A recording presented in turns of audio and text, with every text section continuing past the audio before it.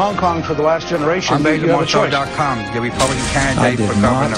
Have sexual relations with I realize that this is something he is We're not going to be able to solve our problems if we get distracted by sideshows and carnival barkers. One Republican, one Democrat, and you discuss the issues that matter in today's local, state, national, and global politics.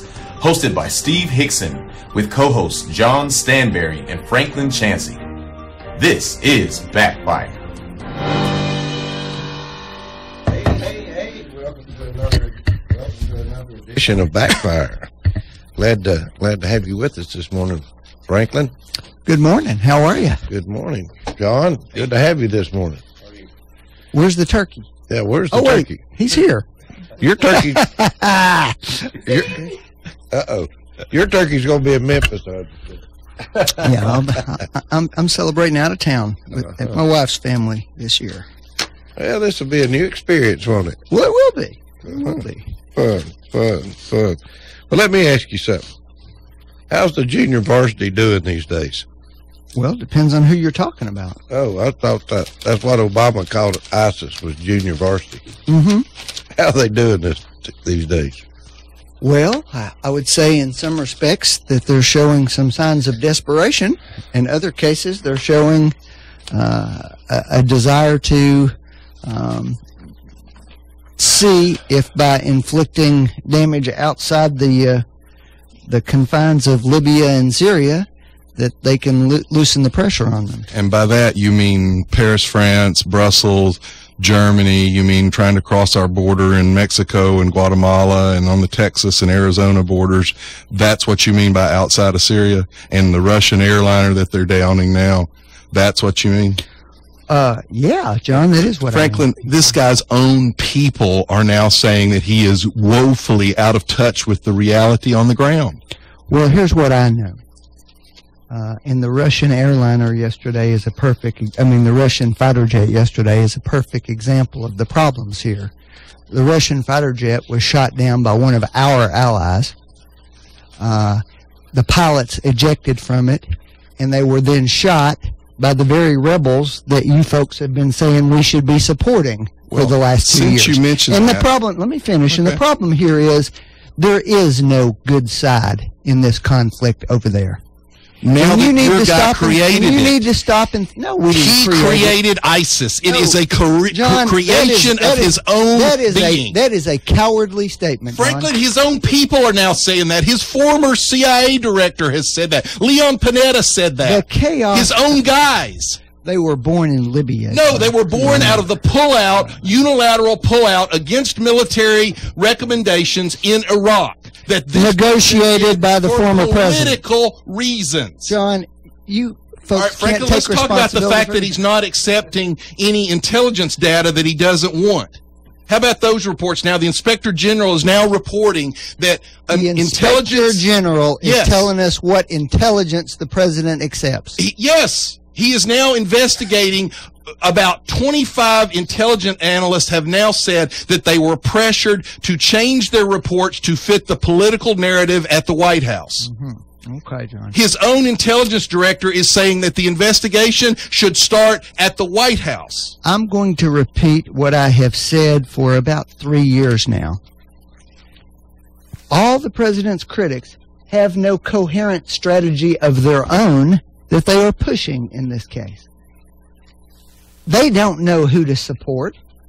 They don't have any idea First who off, to if support. he hadn't pulled out of Iraq, we wouldn't have had the rise of ISIS. That has nothing to do with what's happening in Libya. For over 2 years and claimed they were the JV squad, they wouldn't have risen like they had. And if he wasn't so idiotically tone deaf that when they strike in Paris, France, he has the gall to say, it was a little setback. I watched 4 separate Republican Intelligence Committee and Armed Services Committee members get interviewed on TV this week. And they all 4 got asked the same question. Are you now ready for American troops to go in there? And all 4 said, wait, no, that's not what we're saying at all. No, this is the problem. This is frankly, a cowardly criticism Franklin, on the part of your party. I'm trying not to get mad. Get mad all you want. The only cowards here are the Democrats who put up straw man arguments like you just did. Wait a minute. For 1 year, Franklin, there's been an authorization of forces. Let me ask you a question, Franklin. In the Congress, and they've never even brought it up let me for a ask vote. you a question. How many air sorties? That's what you all do. You throw up straw arguments. Oh, we got to send ground troops in. How many air sorties did we fly during the first Gulf War? Per day? Tons. 14,000. Do you know how many we're flying today? 14. And guess how many return? Guess how many? And guess what, John? Those were meant to be the preparation for a massive ground assault.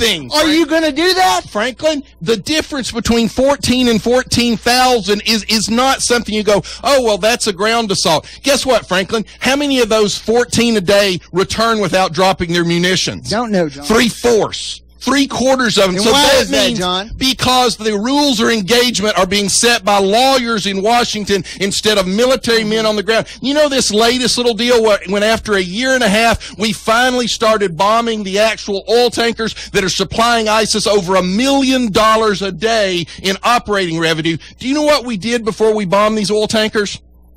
No, John. We dropped leaflets and gave them 45 minutes to leave. So the very ISIS truck drivers who are part of the problem, we allowed them to all escape with their lives. That's the kind of feckless, idiotic policy that this president is being I will repeat, John. You're not getting a free pass from me, which is what you get every day. Everywhere ISIS is getting a free pass from President Obama. Thank you very much. You listen very carefully. You're either willing to put our soldiers on the ground, or you're not. Straw man argument. And if you aren't, just shut the heck up about it. Please quit putting a straw man argument up, Franklin. It's not a straw man argument. Are you telling me there is no choice between 14 drops of bombs a day and troops on the ground? There's no other choice. I am telling you right now, John. You are either, unless you're willing to back up your rhetoric and your hot air with some blood on the ground, you can't do what you're talking about. Folks, listen to me. This is Franklin putting a straw man argument up. Here's the hypocrisy. He sits here week after week after week and says, oh my God, the problem is we took our troops out. But then he goes, but no, I'm not saying we need to put our troops back in. When are you going to move off this straw argument? It's not a straw argument. It's a completely straw you argument. You people make no sense whatsoever. All right, let me put it to you this way, folks. You all are all listening out there. You can't have it both ways.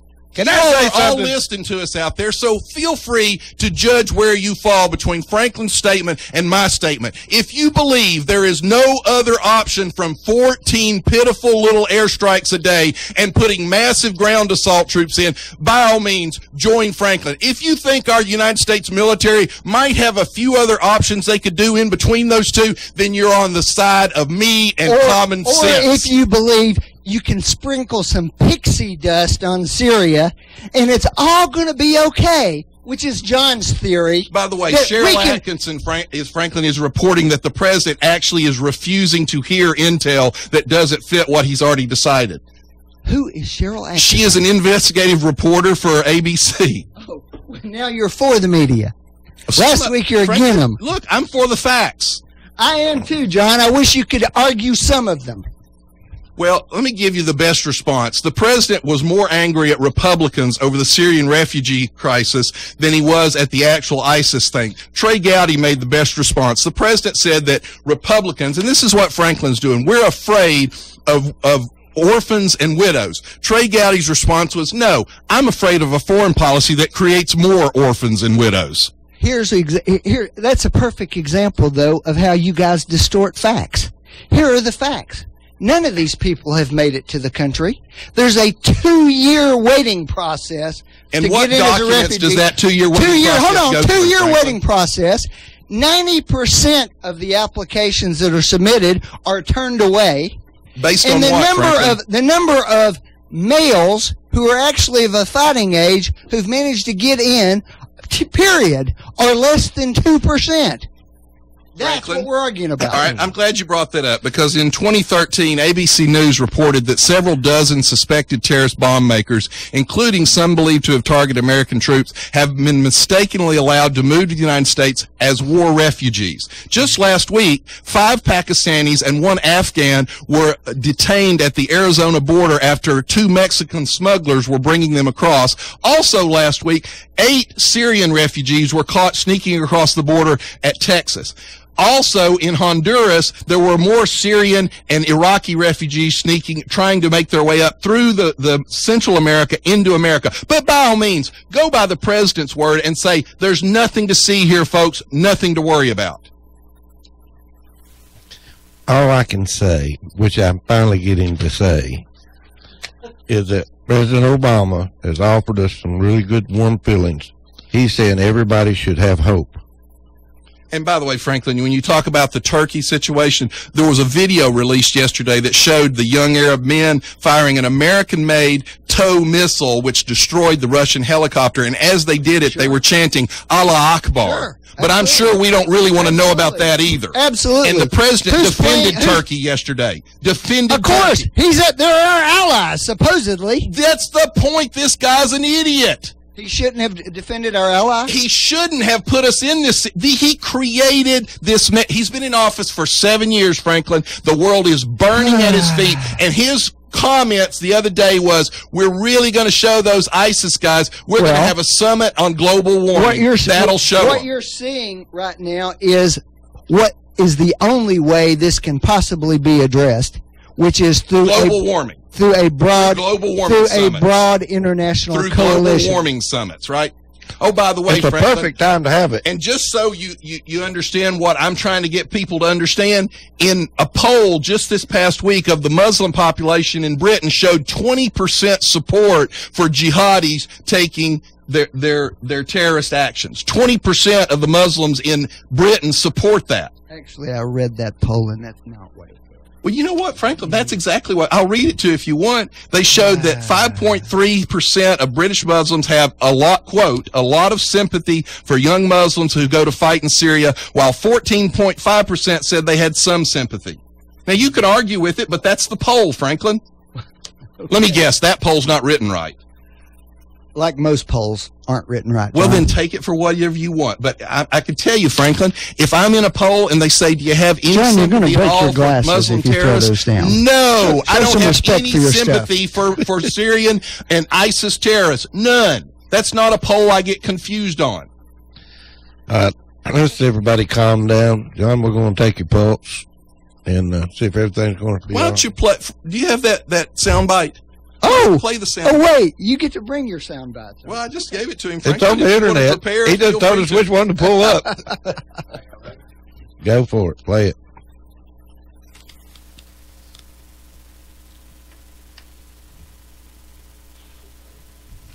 Needs to go. It is just further evidence that Assad has to go. He is no longer legitimate and that he needs to go. For the sake of the Syrian people, the time has come for him to step aside. Assad is on his way out. We all need to be thinking about the day after Assad. Assad has lost all legitimacy, that his time has passed. President al-Assad has lost legitimacy, that he needs to step down. As I have said many times before, Assad has all legitimacy, and Assad must go. And he has stated unequivocally that Assad has lost all legitimacy and cannot conceivably continue to govern. Assad has lost all legitimacy to govern. We've also been clear that Assad has lost all legitimacy to lead. What we've done is organize the international community, saying Assad has to go. And I'm confident that Assad will go. It's not a question of if, it's when.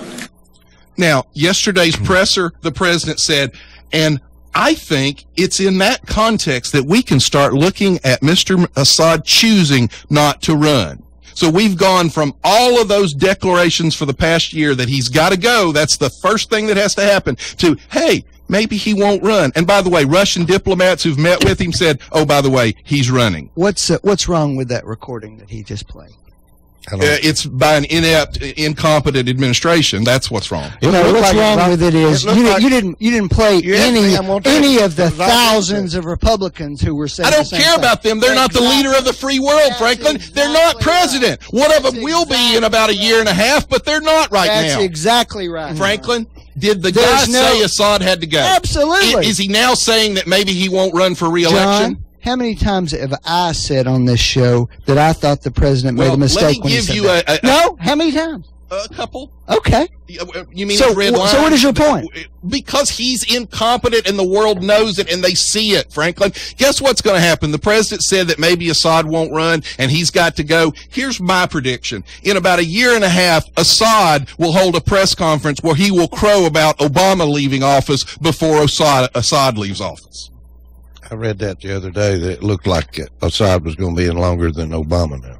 Sure, because there's a movement afoot. Because this guy speaks without any authority. There's a movement afoot. Is there a chance that Obama could declare war and that way he'd stay in office? The only people Obama will declare war on is the Republicans. He goes to Paris, France, and instead of criticizing ISIS, he criticizes his own fellow Americans on foreign soil. Folks, it's the truth, Franklin. Look at this process here of what's going on. We're losing. The world's losing. Civilization is losing. Should we be fighting ISIS or should we be fighting Assad? We should. We're not fighting ISIS. That's the problem with this guy, Franklin. Answer my question, John. Typically, you avoid it. You avoid actually. No, I answer this question all the time. What's the priority? Let me. No, I'm going to answer. Should Iran have a nuke? Should or not? Here's the problem, Franklin. I answered this a year or two ago. I may have thought that he was a little reckless when he drew a red line in the sand, but I told you at the time, I will support him. When you draw a red line, the only way you maintain any kind of confidence in your position in the world is you back up the red line. This guy is A, on the front end, reckless in what he says, doesn't listen to his military advisors, and then B, when it proves that he was reckless, he doesn't have the backbone to actually follow through. So you're right. He was a disaster in saying it, and then he was an even bigger disaster in not backing it up. And I am right again because you didn't answer the question. What was the question, Franklin? The question is, what should be our priority? Fighting Assad or fighting ISIS? Those are different people Franklin, who are fighting each other. Here's the problem. No, Franklin, he created ISIS. If he hadn't made the red line mistake, we wouldn't have ISIS right now. If he hadn't pulled our troops out of Iraq against military advice, Franklin, he has not obeyed his own military advice. And answer the question. Right now, which should we fight? What's our priority? I'd fight ISIS, but but guess what, Franklin? Guess what? We could fight them both if he had been arming the Syrian rebels early before they were in rebels? The ones that were originally There's 11 there. Different groups, and some of them are fighting each other. What, Franklin? Which ones? Let me explain this to you. It's clear to me that this president and you and your progressive allies are incapable of dealing with the complexities, because all you ever do is go, well, it would have been worse. It was Bush's fault, and it could have been worse. I appreciate what do you that. want? I actually like worse. when you call me a progressive, number one, so I appreciate the compliment. Folks, look at the world, and this is what you get with progressive leadership. The difference is we're actually able to see the complexity, and you're unable to recognize it. Can you see the world burning around our feet? This is the emperor fiddling while Rome burns. This guy is a disaster, and it will be a miracle if we survive his last year in office. We're all going to die from Ebola because of his reckless policies on Ebola. Right? Look, folks, if you're comfortable with the world burning down at our feet, if you're comfortable with the French president coming to visit our president and immediately flying out to go to Russia to court the Russian president, if you think that's an improvement in the world since George Bush, who you hated, left office, then vote for Hillary, because you'll get 4 more years of the same disastrous policy. Well, trust me when I tell you they're about to vote for Hillary. Well, then we're about to cease to be a nation. And that's why your guys are losing elections, because you're so detached from reality. Because we're blunt and to the point. Now, this all started when I asked one simple question: is how is the junior varsity doing? I mean, did Obama? Did he not say that ISIS was just a junior varsity? Did he say that? What, about a year ago? Yeah, he did. Was he wrong in saying that? Yeah, I think he was wrong in using that language. Well, was he not aware of how bad ISIS really was when he said it? Well, almost all the military analysts at that point were actually taking the position that terrorists striking around the world in isolated events was a greater threat than ISIS is. Who is the leader of the free world right now, you The think? President of the United States of America. And they just had a big summit over there. You saw who they put in the middle of the picture in the front row. It was the President of the United States. Well, that's who's always done it, traditional. Well, they don't have to do that. Well, as we're discussing this intelligence then and whether we underestimated ISIS, Franklin, I don't know bothered? what that means exactly. Yes, it is true that we did not perceive the ability of ISIS Who to didn't mount. perceive it? We're Americans, Your Honor. Yeah. And so when they took some of these cities, control of some of these cities over there, that came as a surprise to us. Well, here's the problem, Franklin. It didn't come to a surprise to the security analysts because here's the It came new as a surprise to a lot of the security analysts, John.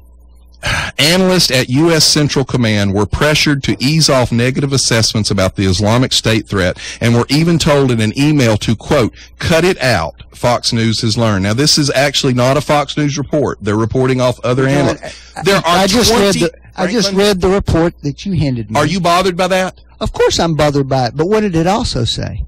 We're not talking about the top advisors to the president here. You're talking about the actual analysts that crunch the data. Hold on. The actual specialist in the field. I get that, John, but here's the problem with your analysis. Are you saying that the top levels of the military aren't sharing their concerns with the president? I think they're giving him bad information. Okay. All right, let me read it. Why is that? CENTCOM Major General Do you Stephen Grove. You think all these people in the military all have a uniform view about what should happen, and that they've all just lined up and given the president bad advice? 40 analysts making this claim. There's over 40 analysts coming forward and saying this. I read the article, John, but these aren't the people talking to the president, are they? That's their point. They're the specialists in the field who are supposed to get the information. And what was the president's response to this? He ordered them to investigate what was going on and to get to the bottom of it, didn't he? CENTCOM Major. Isn't that what he's supposed to do? Franklin, that's his statement on the front. He also ordered the IRS to be investigated and then came back and said there wasn't a shred of corruption, even after we had, 5 people plead the fifth so they didn't self-incriminate themselves. This is the most lawless, opaque administration in history, Franklin. Let me just read. Major General, he's CENTCOM Major General Stephen Grove and his civilian deputy Gregory Rickman are accused of deleting emails and files from computer systems before the Inspector General could examine them, and that they made an effort to downplay or even change reports that questioned how much progress the U.S. And they should be held accountable for that. Yeah, Franklin, there'll be someone else that this president throws under the bus. But what happened to Harry Truman, your Democrat presidents, the buck stops here. John, is there anything in this report that says the president did anything? Number one. Number two, is there anything in this report that deals with any of the people who have daily access to the president? No, well, Franklin, there's not. Let me reference something. Are you saying there's nothing right now to prove that about the Fast and Furious scandal because the president exerted executive privilege and wouldn't turn loose any of the White House communications. There are communications from the IRS that went straight back to the White House, but the White House exerted executive privilege and wouldn't turn any of those over in the IRS scandal. Every one of these scandals, Franklin, has gone back to the White House, but the White House won't turn anything over. Leads out is that there's always some Republican committee somewhere who looks into this and finally goes, well, we didn't really find anything. You know what, Franklin? There was a Democrat committee that looked into Watergate, and there were Republicans on that committee that cooperated and actually asked the most pertinent questions. Unfortunately, your party has no decency anymore, and they will cover for their guy no matter what. Well, John, if your party had lots of Howard Bakers in it, we wouldn't have this problem, but you don't. You have a lot of zealot it's not idiots. whether we have Howard Bakers, it's whether you have Howard Bakers, and you don't. And in fact, your guys are all covering for their man. In fact, I dare say, if Howard Baker were confronted with the Donald Trumps of the world and the Trey Gowdies and the Darrell Ices, he'd vote Democrat. just folks, when you talk about this ISIS problem, all you got to remember is the president's press conference yesterday when he said what a powerful rebuke it will be to ISIS to hold a climate change summit in Paris. So if that's your idea of fighting ISIS, vote for Hillary. If by that what you mean is you show the world coming together. Bernie Sanders actually was asked point blank about it in the last debate and actually said, I think climate change is much more severe of a national security problem than ISIS. So that's the progressive leadership of the Democrat Party. If you're safe in your home with that kind of leadership fighting a bunch of bloodthirsty savages who would like to destroy us, then vote for Hillary. And if the only way you have any remote hope of getting into office is to whip up hysteria, vote Republican. Well, Franklin, do you think anybody whipped up the hysteria in Paris, France last week? Was that whipped up hysteria? No, I don't, John. That was bloodthirsty savages killing people from the West. That's a different thing from a threat here in America. Oh, folks, don't worry about what's going on over there. That's exactly what Neville Chamberlain did in 1938. Hey, don't worry about the Germans invading Poland. They're not going to come here. Have hope. Only you guys would remember history. Only you guys could get to this level of hysteria talking about the president who's killed more terrorists than anybody in the history of the world. Actually, Franklin, I would tend to think that all the people that George Bush killed in Iraq and Afghanistan were terrorists. And were probably a hell of a lot more of them killed than this president's minuscule drone strikes he does every now and then. I'm sorry, John, but that just isn't true. Folks, look, I'm completely confident to leave it in your hands. If you feel comfortable with this loser who can't even call Islamic terrorists, then have at it. Vote for Hillary. I think with this, we ought to just go ahead and take our break. We'll be right back. You're listening to Backfire with Steve Hickson. We'll be right back after this. You are listening to WOOP-LP, Cleveland, Tennessee. WOOP FM is a broadcasting service of the Traditional Music Resource Center, and we play America's original music. Check into cash. Need help paying for life's little emergencies? Get the cash you need today from your friends at Check into Cash. Get a payday advance today for up to $425. At Check into Cash, we make it quick, easy, and confidential. Get the cash you need now at Check into Cash. Visit checkintocash.com for the store near you. Borrowers often use payday advances over a period of months, which can be expensive. Restrictions apply. See store for details. Did you know that U.S. Money Shops cashes all checks, even the ones most check cashers reject? Tax refund checks, government checks, payroll checks, and many more. And when you cash a check with U.S. Money Shops, we'll give you 10% off your next purchase. At U.S. Money Shops, we have everything you need at a fraction of regular retail. So stop by one of our 11 locations or visit us online at usmoneyshops.com. Buy or sell or buy today, the better way at U.S. Money Shops. Some restrictions may apply. See store for details. Hey Whoopsters, this is Johnny B. Jonesy, and I'm located at the Check into Cash off Treasury Drive. That's next to the new Walmart, right between Cato's and the Tanny Company. Come visit me if you're in a financial pinch. We offer products all the way up to $425 on our payday advances, $2,500 on our title loans, and $4,000 on our line of credit. That offers the lowest rate guarantee, and we buy out titles anywhere, anytime. And that is 2314 Treasury Drive, Cleveland, Tennessee. And that number, 423-479-2166. New customers, mention Whoop FM and get cash back on your first loan. That's Check into Cash. Ka-ching! If you need a little green, Lending Frog is making deals. He'll lend you cash on any kind of wheels. Borrow just a little, or you can borrow big. Lending Frog is a new financial gig. It's hip to hop into cash. LendingFrog.com is making a splash. Dig it, dig it. Dig it, dig it. At Buy Here Pay Here USA, we pay the most because we buy the best. And we make selling your car to us as easy as 1, 2, 3. 1, bring your car, truck, or SUV to one of our stores. 2, we'll give you a free appraisal with no obligation. 3, sell us your car. It's that easy. At Buy Here, Pay Here USA, we buy the best, we sell the best, and we pay the most. Visit us in Cleveland, Dayton, or Chattanooga, or go to buyheresellhere.com. That's buyheresellhere.com. Restrictions apply. See store for details. This is Drew at the Bald-Headed Bistro. Come down and get your gift cards for all of your family and friends this holiday season. From now until December 27th, when you buy a $100 gift card, we're going to give you a $25 gift card for free. Come get yours today. Train Endurance Engineers are an elite group of extremely devoted individuals who stop at nothing to push our heating and cooling units to the brink. That way, when they pick up the pieces, they'll know exactly how to make the Train we install in your home even more reliable. Right now, their target is a Train AC unit. Test to control. Fire up the pitching machine. Their methods may seem unconventional. Okay, cue the jackhammers. But it's because of their tireless efforts that it's hard to stop a Train.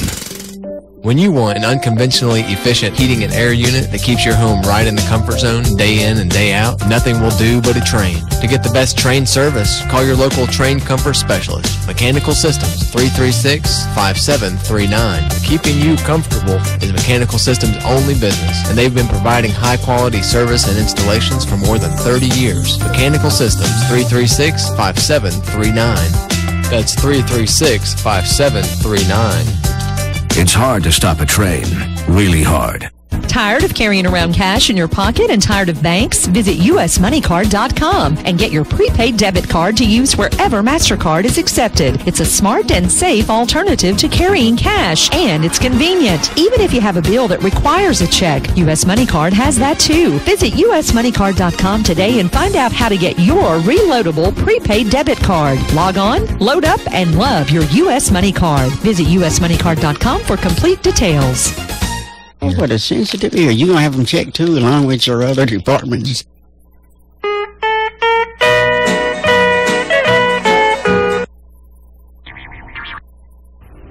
You're listening to Backfire with Steve Hickson on Whoop FM. Call 423-614-5553 to join in on the conversation. Now, back to Backfire. Well, we're going to try to have a Thanksgiving part of this show sometime. I don't know, maybe towards the end. We've got a phone call. Let's take a call. Go ahead, caller. You're live. Hello, you there? Hello. We lost that one. All right, the phone lines are open. Give us a call, 614-5553. I believe that's the number. Anyway, House Speaker Ryan calls for a pause in the refugee program. Is that a smart move, you think, Franklin?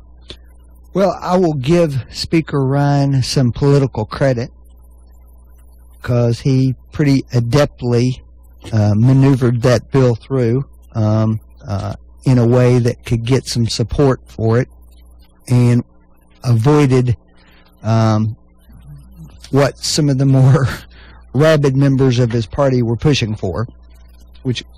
When you see, Franklin, when you even make a statement like that, did that bill pass with pretty substantial Democrats? I just gave him credit. Then why make the partisan jab? Well, because that's what he was. That's what he did. Did it pass with Democrat support?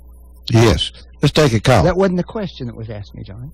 All right, let's take a call. Go ahead, caller. You're live. That's 2 for 2 now. Yeah. We're going to cut these lines off if you keep hanging up. Well, Franklin, let me ask you a question. When the president is outside the United States on foreign soil and he's addressing a worldwide tragedy, and a bill like this passes with a actually veto-proof majority, including a substantial number of Democrat supporters, do you think it was appropriate for the president to turn the bulk of his vitriol in his press conference towards his own fellow American lawmakers rather than towards ISIS? Was that a misplay on his part? I don't think he did that. Let's take a call. Number one. Go ahead, caller. You're live. Well, first of all, happy Thanksgiving to all three of you. Thank you. Thank you. Happy Don't forget Daniel. Daniel makes the show run. That's right. I don't know. Is Daniel running? Daniel's running the board. He's And so all engineer four of today. us. All four of you. All four of us. Yeah. Happy Thanksgiving. All right.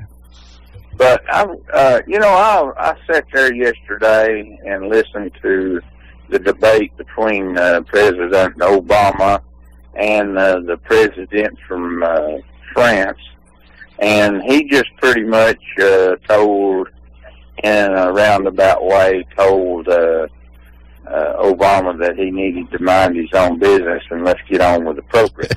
You know, I didn't get to hear that. I wish I had. It was a good debate. Was it a debate? I thought they came to be friendly with each other. Well, I mean, it ended up in a semi-verbal confrontation, and the reporters that at the end were asking the questions, you know, and he said that he was looking forward to President Obama coming over there for this global warming conference, but he didn't think in a real roundabout way that it had anything to do with bombing the ISIS and catching the terrorists and all this stuff. But he didn't blame it on global warming again, did he? So the French socialist president didn't agree with the American president about what was really important in the world. Well, you know, he did say to him there one time that you know, he didn't think that it was important that the warming conference in France, but he was welcome to come over there and do it. And you know, but that didn't alter the fact that all of the people in France had gotten killed by the ISIS terrorists. And, you know, the United States is not helping them to catch and kill these people. All right. You got another question for me? No, I just, you know, I got a question for Franklin there, you know, and I am really surprised that, and I wanted to know why he stands. I understand that he is a Democrat. That's why. Well, I understand that he wants to stand flat-footed and argue the point, you know, that the global warming conference in France is more important than keeping the ISIS out of our country. Thank you. Bye. See you. Well, I'm not arguing that the global warming conference is more important than keeping ISIS out of the country. But the president, and any president, not just this one, has more than one responsibility at a time, and there are more than one issue that all presidents are working on at one time. Right. And that conference didn't get planned yesterday. It's been planned for 6, 9, 10 months. I think Obama's saying that it's a good time to have it because it shows that we're not afraid of it. Wait a minute. I'm not disagreeing with you, Franklin. The president's work goes on. The problem is it's the president that conflated the two. He made the actual statement that this conference was a rebuke to ISIS. Now, let me just ask an easy, simple question to you. Do you honestly believe that the jihadi fighters of ISIS in the Middle East feel rebuked in any way over a climate control summit? I think what the president was saying. I'm asking you your opinion. Let me finish. You hit me with answer the question. Do you believe that they feel that that's a rebuke? I think what they think is that by striking in Paris or somewhere like that, that they can drive wedges between the allies, if you will, and this is a sign that there's not a wedge between those allies, that in fact they are more unified than before. And that's what the president was referring to. Well, then let me ask you a follow-up. Do you think that they're more affected by his statement that this policy meeting among a bunch of leaders who will be the most protected people in the world is more significant to them, or the fact that our own U.S. State Department yesterday issued an alert that says they believe the likelihood of terror attacks will continue as ISIS's people return from Syria and Iraq, and that they reference that we need to exercise vigilance and that we need to be careful during the holiday season and holiday-related activities. Do you think they look at a statement from our own State Department telling Americans around the world, be careful because you're a target, as a bigger accomplishment? Well, that's not what they said. What they said was there's a travel alert for international travel, that there may be more incidents, not that we would be the targets of them. That's a different thing. I'm sure they will clarify, because that's what this president does, just like that's their job. Attorney General Loretta Lynch last week said that the president, in testimony to Congress, said that, quote, the law doesn't allow for him to bring Gitmo detainees to the U.S. The next day, her spokesman walked that back and said, oh, that's not what she really meant. So even when this president's own people I don't know how you made that gigantic intellectual leap. Because, Franklin, what he does is anything that doesn't fit his something. Talking points, he will actually force government to backtrack, just like he did with the CENTCOM people on the intelligence reports. We may never prove it, Franklin, but no one doubts that it's this administration not wanting to hear what it didn't want to hear. Let me ask you this question, John. It got underreported right after the Paris bombings. The number 2 person in the ISIS leadership structure got killed by one of our attacks. That didn't get reported at all. Is that the president not doing anything about ISIS? All right, let me ask you a question, Franklin. Where'd that guy go when he got killed? Where did he go? Yeah, where'd he go? Well, I guess our view would be straight to hell. Where's their view? Well, it doesn't matter what. Yes, it does. John. Wait a minute. That's perfect. That was a perfect answer on your part, Franklin. John, you and are you for killing him or not? Listen to me. No, are you for it? Are you for it? I'm going to get this point in, whether you talk over me or not. You want to say something about Paradise and 12 Virgins and think that we ought to set up our policy based that way. All right, are you finished ranting and raving? No, because you made a huge progressive slip there. That's yes, you did. You and your progressive people like the president. Point is, can I finish or not? No, actually you can't. Because you're afraid of what I'm going to say. No, just like the president. This is just like the president saying, I don't want to hear intelligence. You're actually too intelligent to pass this guess what, folks? Off. If you wonder why the president would shut off intelligence he doesn't like, Franklin is showing you how progressives view it. Only the Republicans could treat killing the number 2 person in ISIS as a bad thing. No, Franklin, I didn't say it was a bad thing. Another straw argument. That's not the question. Are you going to be quiet and let me talk or not? Are you going to be quiet and let me talk?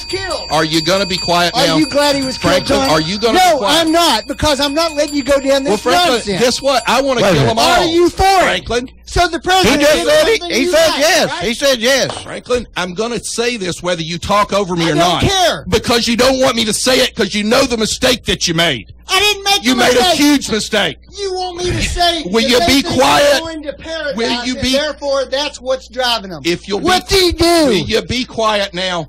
Okay, all right. Just here's the point. Let him Franklin, say it, and we'll move on. And your progressive people, including the president, you look at this through the eyes of the West, and you look at it through U.S. eyes, and you go, look, we killed this guy. He was replaced in his hierarchy in minutes. They already had a replacement for him. And among the jihadis who are actively recruiting more and more jihadis, all you did was send him to paradise. And that's why the ideology that we as Republicans and conservatives try to talk to you all about, like calling them radical Islamic extremists, matters, because it matters to the actual enemy we're fighting. You people think you've done something when you kill one of these guys. They're like cockroaches. There's 10,000 more of them. And if you want to brag about something, then send an AC-130 gunship in without dropping leaflets to tell them to leave and kill about 50,000 of them, and then I might give you some credit. I'm pretty sure they didn't drop a leaflet before they took this guy out. One guy, Franklin, it doesn't matter. That's an insignificant drop in the bucket. He must have gotten away of the bullet. I'm for it, but it's not enough. That's the point.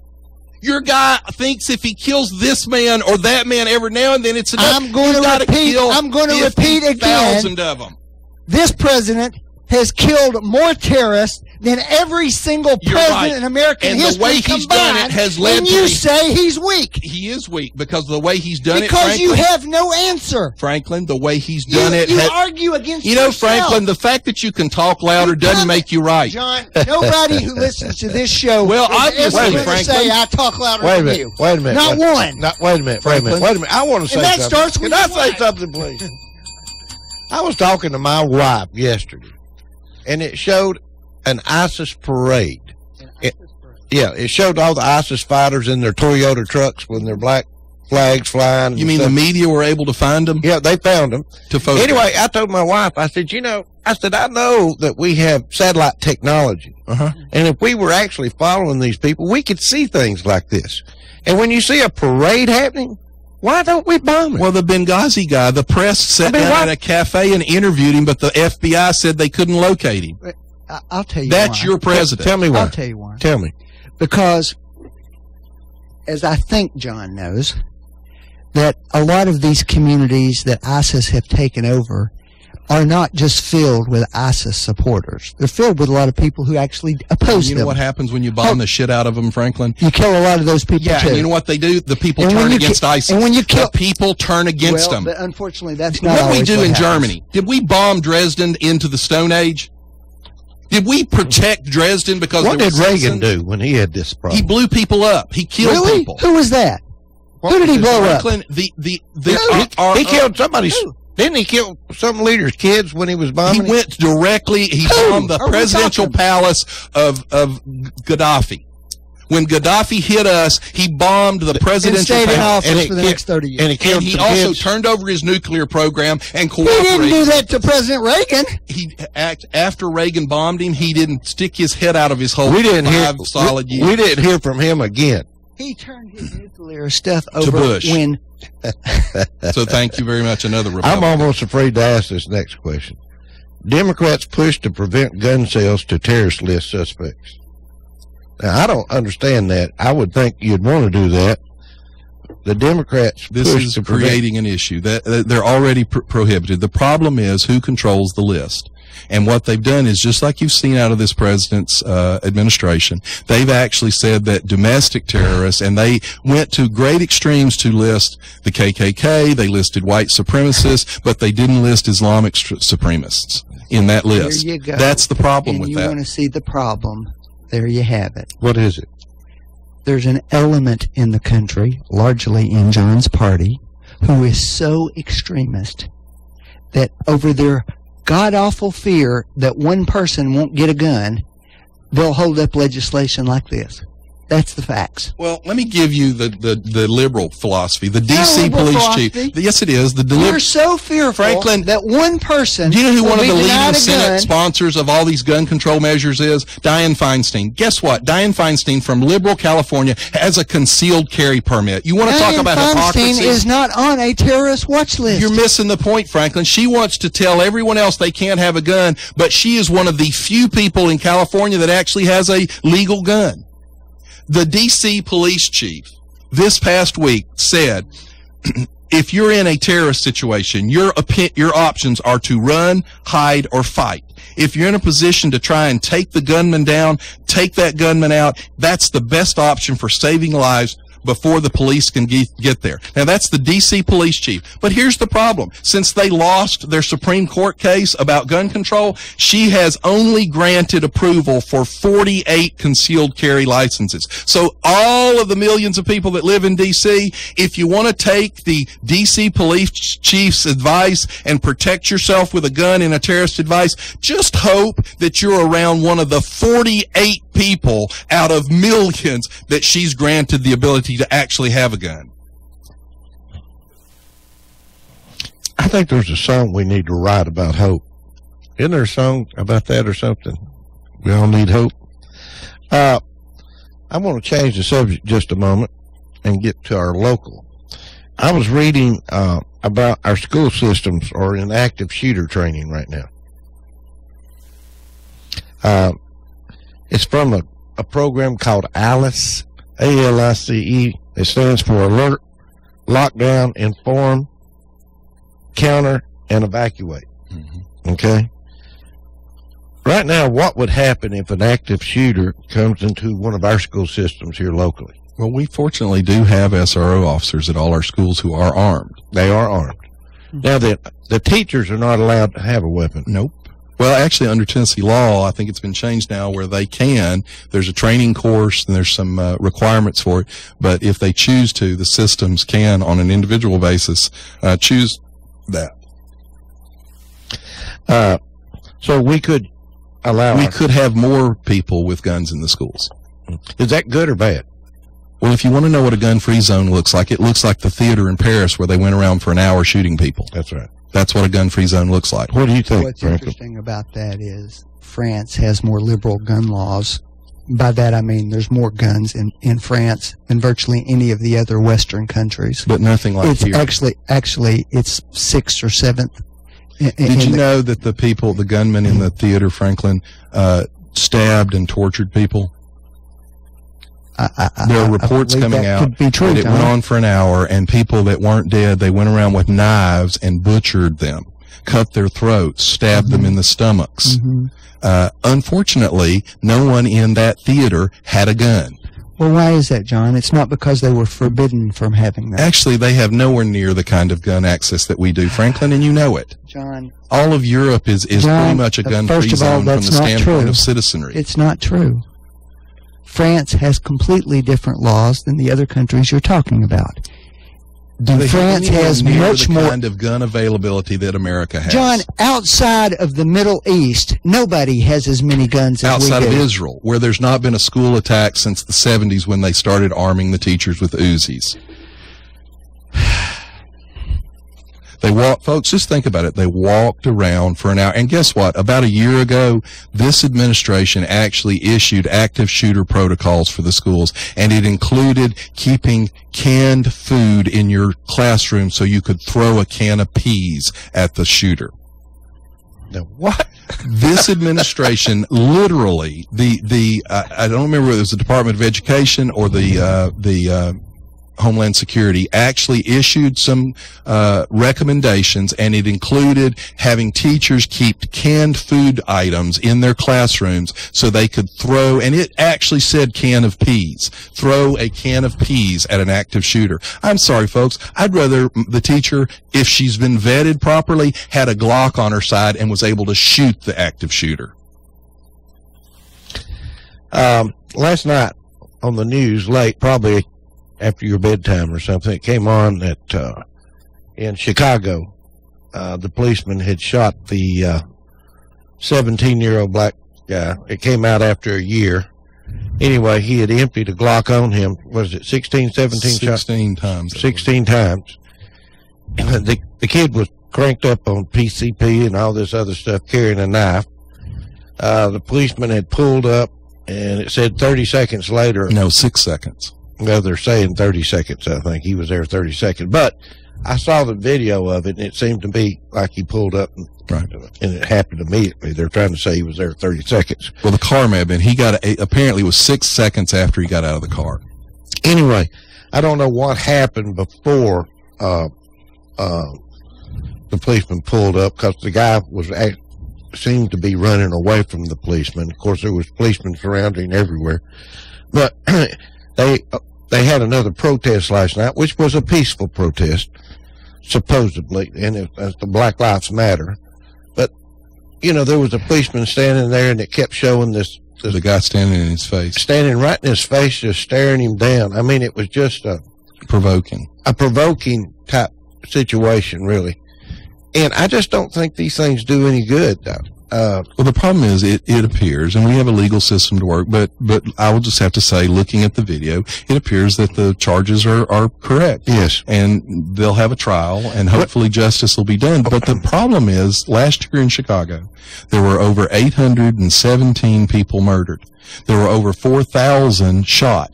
Where was the protest for those 817 that were murdered? And by the way, police every year arrest 20 million people, 20 million incidences. And you have probably a handful of these kind out of 20 million.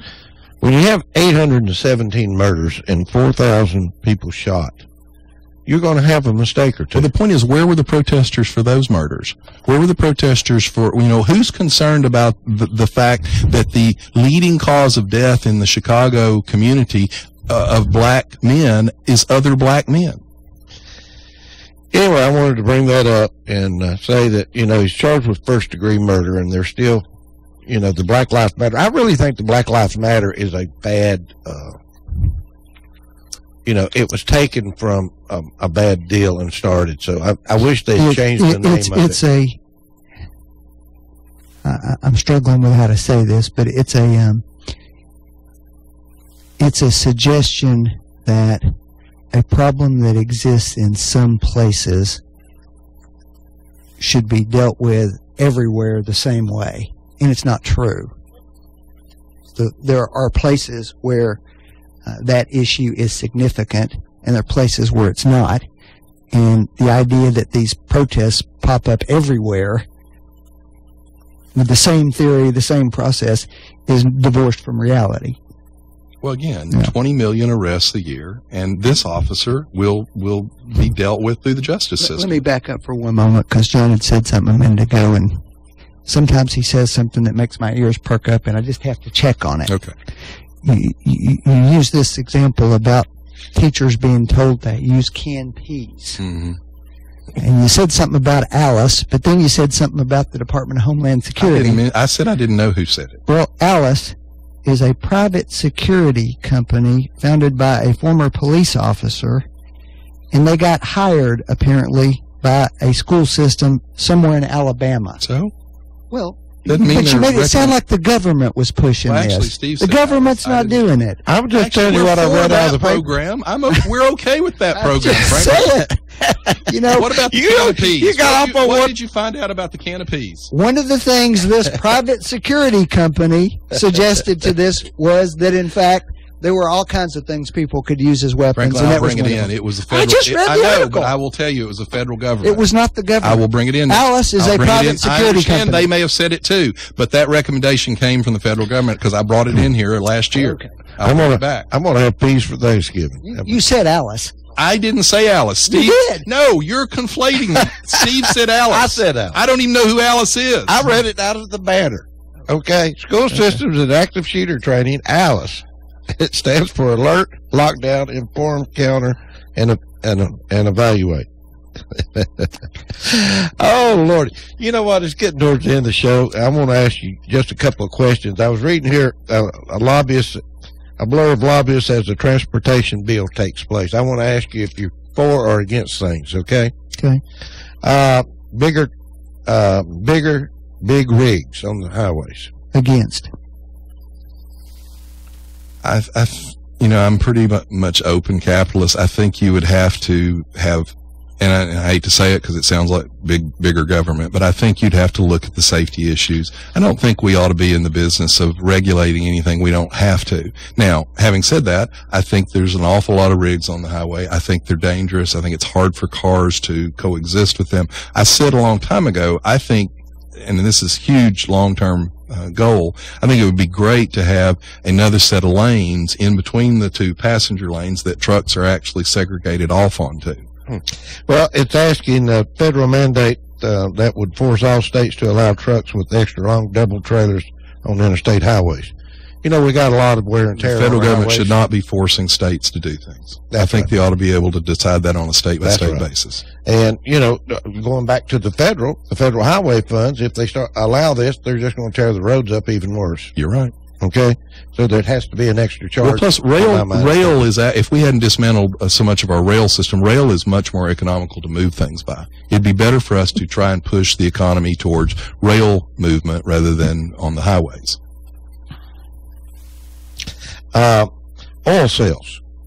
The oil industry is battling a plan that would help pay for transportation programs by selling 101 million barrels of oil from the Strategic Petroleum Reserve beginning in 2018. The provision assumes the oil, can be sold for $89 a barrel, about twice the current price, to raise $9.1 billion over 8 years. It's for or against? Against. I'm probably against. The Strategic Oil Reserve is put there for a purpose.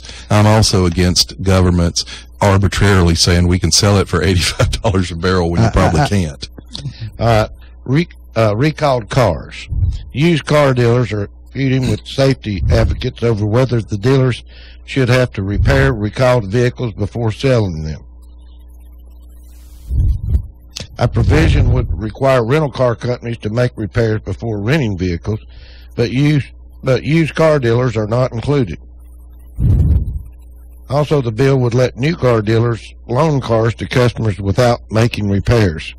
New car dealers already must repair vehicles before selling them. Do you think that used car dealers, if they happen to trade for one of these cars, should have it fixed before they can sell it?